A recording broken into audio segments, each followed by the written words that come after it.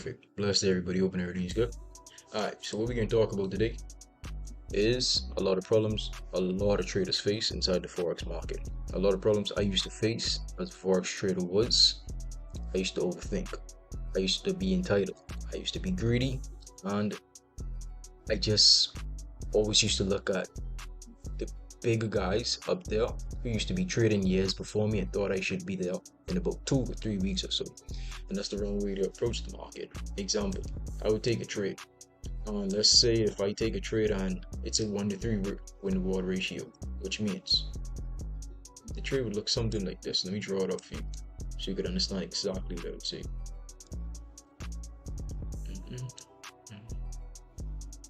Alright, boom. And then I would look on YouTube, or I would look on Instagram, Facebook, Twitter, and I would see my favorite trader take the exact same trade as me. I would take my trade with about a 10 cents lot size, which would be 0.010.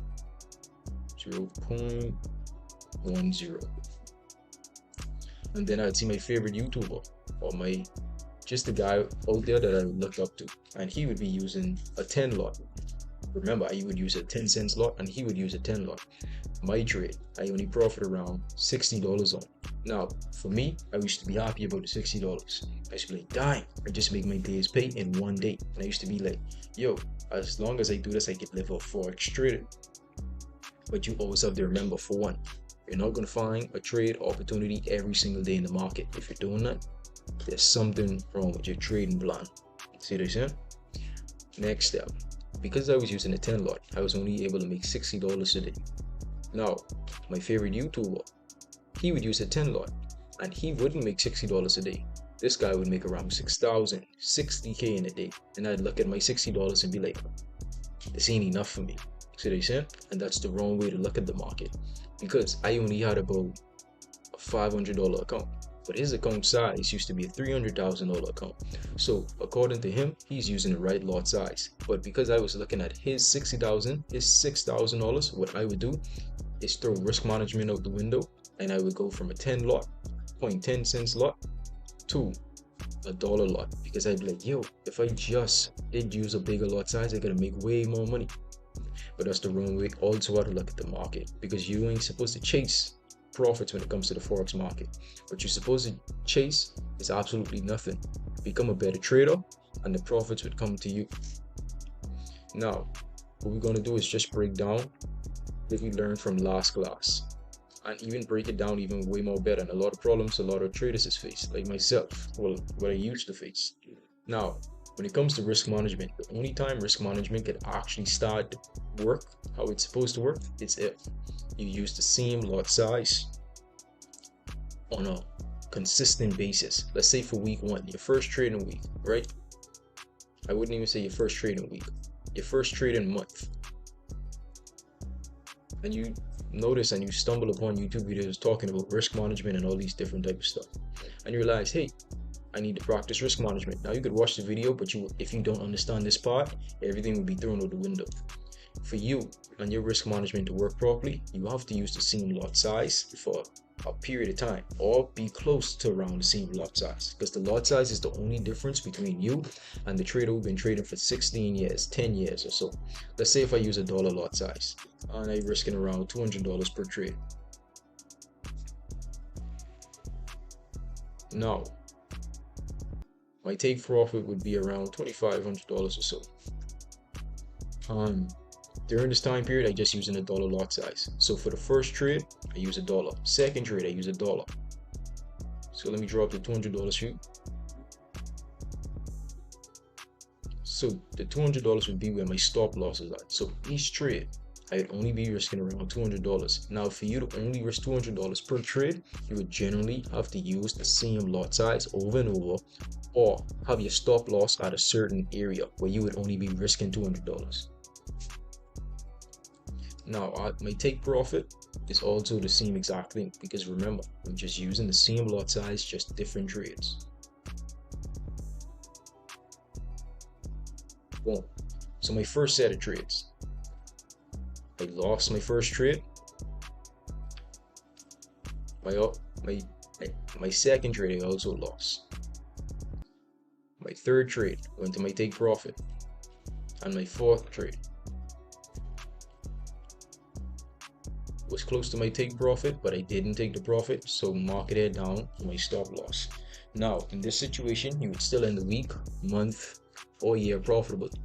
Reason being, and reason for, you literally just practice proper risk management. Risk management is so important, guys, that remember, you generally don't even have to know how to trade, but you practice proper risk management. You could mistakenly end the year, month, or day profitable just because you're treating trading as a business and not chasing it after the money. Now, what a lot of people is do, let me pull up everything back, is their first trade, they would risk $200. Market went to they take profit. Now they would go in a second trade with way too much confidence. So now they're gone from risking $200 to risking $700. Now, guess what? You just made $2,500. And because you threw risk management out the window, you damn near lost half of your profits just off one trade. It isn't smart at all to do that. You just made $2,500. Do the same thing again. Risk only $200. Because worst case scenario, suppose you lose the rest of your trades. And let's say if you was risking $700 each trade, you wouldn't be able to end them unprofitable because you was chasing the money. You was chasing after the bigger goal. Now, when you scale up and when you start to use bigger lot sizes, make yourself deserve it. And when I say that, only use bigger lot sizes if your account can handle it. And if you generally know, if you take this trade, you would be comfortable losing this much money. If you're taking a trade and you generally can't even sleep because you're risking way too much, get out the trade and realize, hey, I'm making a big mistake. Alright, the next thing a lot of people have problems with is liquidity grabs. Let me change the color of this so you know you can't see it. Now, a lot of traders would realize, hey, every time I place a trade, the market would go against me. Why? Why do I feel like the market going against you? You might start to think like, hey, I might be just making a mistake. The market ain't going against me. I'm just a bad trader. Yeah, you might be a bad trader sometimes, but the market is designed to go against you. Let's say if you take a trade, right? You know when market at support, you look for buys. Market at resistance, you look for sells. Now, let's say market actually do get back at resistance. Price could either do two things. Price could respect this resistance area, head to the downside, or price could respect this resistance area. I wouldn't even say respect anymore and break to the upside. Hit your stop loss. Now, if you were practicing proper risk management, remember, if you practice proper risk management, you are allowed to take losses in the market. You're giving your time and you're giving yourself room to make mistakes. Sometimes, a lot of traders just think about the market like this, that, hey, because I just lost a trade, I'm a horrible trader. No, you're not a bad trader. That's just you basically paying your taxes to the market. Even me, I still take losses. You have guys out there who've been trading 10 times plus years more than me. They still also take losses. But during your time in trading, you would realize, hey, because I can't avoid losses, let me minimize my losses. Let me practice risk management. Now, market is your stop loss. Now, guess what? What the market did just now, hit your stop loss and price going the same way where you was predicting price was going in the future. Now, if you was risking your whole account, market would have hit your stop loss, you lose your whole account. Because you wasn't practicing proper risk management, you literally can't even take a next trade because you wasn't trading the right way. You basically was gambling. Now, liquidity grabs and price actually continuing to the upside are two different things. Liquidity grabs. With liquidity grabs, market could break a structure and continue to the upside and break straight back down and head the same direction you was predicting price was going. That's liquidity grab. Now, price actually continuing to the upside is two different things. Continuation, price actually broke past resistance and continuing on an uptrend. Let me draw a few so you can see it. Price just continuing on an uptrend. Now, I always tell everybody, follow what the market is telling you it's about to do. Don't try to force no trades. If you miss a trade, so be it. Just hop on and move on to the next trade. Now, the next thing a lot of people go do is fake outs in the market. just like liquidity grabs and all these other stuff. Fake outs. All fake outs are part of the market. The market is, remember, to go against you. So if you can't notice the fake outs, minimize your losses. So when a fake out does happen, you don't lose your whole account. You're able to hop inside the trade, you're able to learn from your mistakes, and you're able to hop inside the trade right after that. And the next problem a lot of people just go about is they don't focus on percentages, they focus on the profits. Now for me, with my account size, I try to end the month with around a 10% profit gain. See what I'm saying? Now what does that mean? Let's say if I have a $50,000 account. If I chase in the 10%, I wouldn't even say chase. If my target is 10% every month on my account, if I have a $50,000 and I have a 10% target every month, that means I'd be making around I think about $5,000 or so every month. Now, $5,000 a month, you could live off that. You could live comfortably off that. Now, let's say if you have a $100,000 account and you're chasing at 10%, that there would be around $10,000 or so. See what I'm saying? So I always tell everybody, hey, don't focus on the profits, focus on the percentages. Now let's take the same example and let's put it on a $100 account. The reason I tell everybody, don't keep trying to flip $100 into $10,000 like everybody is saying, is because it's just unrealistic in the market. If you have a $100 account, you could flip it to 100,000, but you as a new trader, it just doesn't make any sense. You basically gambling with your money. You basically giving the market back all the money you make from your 9-to-5 job or whatever you do to get money. Now, if you try to get, just like I did with my $50,000 account, my $100,000 account, let's take the same example and put it on a $100 account. If you try to reach the 10% mark on a $100 account every single month, you'd only be making around $10. That's why I tell everybody, hey, try to get funded. And you have companies out there like FTMO and a lot of different companies out there. I can't even think, because in the past year or so, I think it was about 13 different companies that opened up this year. And another thing I could also tell you guys is on the continuation of the market. Let's say if price actually continuing on the market, how do I recognize and the difference between a liquidity grab and a continuation in the market? Once price break through, price can either do now two things. Price could come back into the area right where he was predicting price was going, or price could continue to the upside. Now, to make sure you don't have this mistake, what I always tell everybody to do is this: once price break the area, get away from the jobs, right? Wait for the market to return back here to your resistance area, which is now support. And the best way I put this in my members' mind who in Forex University, let's say if you're walking inside your house, right? Remember, same analogy what I used in the first video I'm going to use here. If market, let's say if you walk in your house, your foot touching the floor.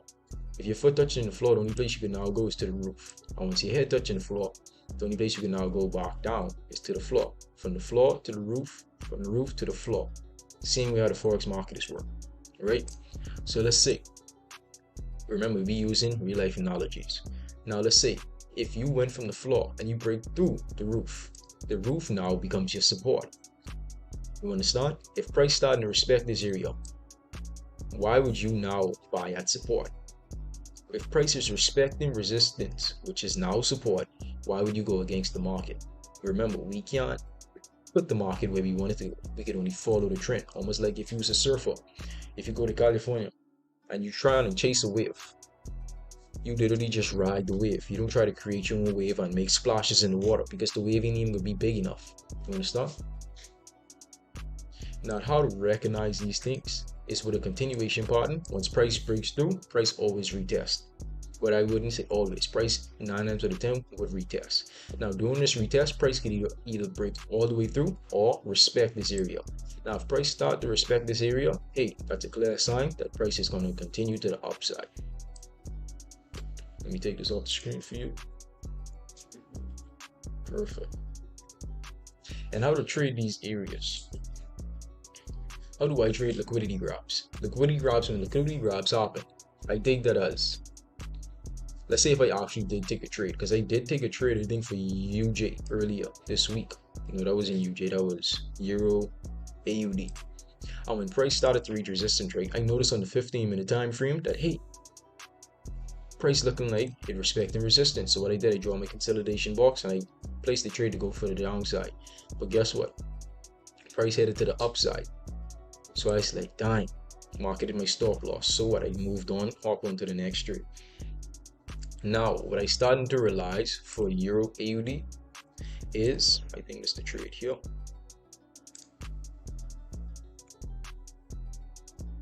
Perfect, this is here. What I started to realize, as soon as price break past resistance, which is now support, price have to now to do things. Price can either respect this area and price head back to the upside, or price could break all the way through and then we head back to the downside. And that's how we trade the market. That's how we trade for those currency pairs. Well, for the Forex market. But I don't want to confuse y'all by just saying so much words. But I just trying to keep everything as basic and simple for everybody, just so everybody, even if you're brand new to trading, that you understand the words what I say. Now, how do we recognize these patterns? We recognize these patterns just like this. Let's put up a liquidity grab. When a liquidity grab happens, we know, like we said earlier, price breaks through the upside. And for a liquidity grab, price would just come straight to, fake you out, and continue to the downside. Now remember, your stop loss would be somewhere around there. So 9 times out of 10, your stop loss will get hit. Now, always remember, losing a trade in Forex trading is inevitable. You can't stop it. If there's guys out there that literally says, hey, I have a 100% win rate, that's a complete lie. Everybody loses a trade. Now, minimalizing your losses is the important part. Now, how do you recognize continuation in the market? Once price break through resistance, price would now retest this area. And how do we know that it's retesting? Price would respect it. Price wouldn't come all the way down. Price would start to respect it, start to consolidate. And this now is where you would recognize, hey, price is respecting this area. So this resistance now just came support. Almost like the analogy what I used earlier. When you're inside your house. Let me put it on the screen for you guys. Almost like when you're inside your house and your foot touching the floor. We know once your foot touches the floor, the only place you can now go is back up to the roof. And once your head touching the roof, the only place you can now go is back down to the floor, over and over again. You understand? Now, let's say if you inside your house once again. Let me take this off the screen. Let's say you inside your house once again. Your foot touching the floor, from the floor to the roof, from the roof back down to the floor. Now let's say you up to the floor and you jump so high that you break through the roof, and now your foot is above the roof. Now the roof now becomes your support, because whatever is below you is your support, and whatever above you is your resistance. And that's how you recognize and do everything with the continuation pattern and liquidity grab. Alright, so how do I trade it? Let me give a perfect example. I placed a trade for a Euro AUD. Perfect. Now remember, let me go on replay mode for you. I ended up placing this trade, I think about this Tuesday or last Tuesday, and price ended up breaking past resistance. Boom, it dying went for us. Let me go back just a little bit more.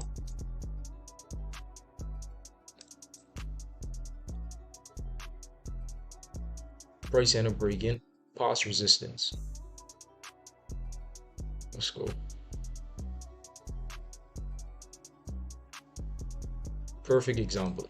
Once price break past resistance, I was like, yo, time, this could either be a liquidity grab or price could actually be continuing to the upside. So I realized once price came back down to retest, remember, the whole strategy is when you're about to enter the market, you would head from a 4-hour time frame to a 15-minute time frame to look for your snipe entries. Now, once price came to retest, I head to the 15-minute time frame. What I'm now waiting for is for price to come back down here, start to consolidate for me to head to the upside.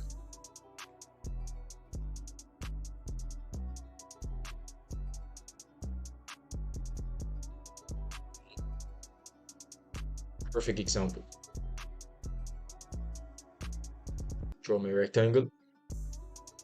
And now what I'm waiting for is for price to break past consolidation area to head to the upside.